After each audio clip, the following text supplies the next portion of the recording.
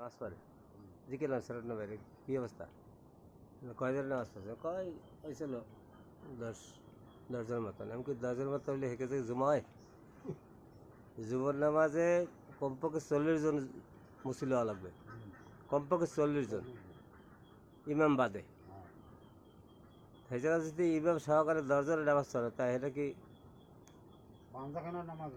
হ্যাঁ পাঁচখানা নামাজ হয় না? তাই এই নামাজ কি হইবে?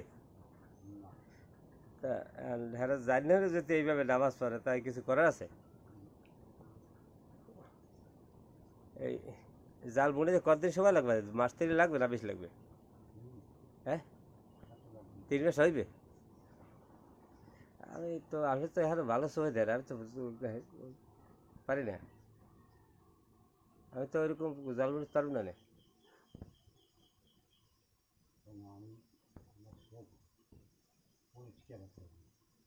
হ্যাঁ রাস্তা ভালোই আছে, মানে সবাই তো এই এই কাম করেন, এই জন্য ভালো আছেন।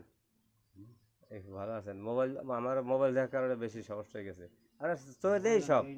হ্যাঁ মোবাইল দেখি আবার টিভি দেখতে গেলে ধারে বই নেই, আমি খেয়ালের ব্যাপার।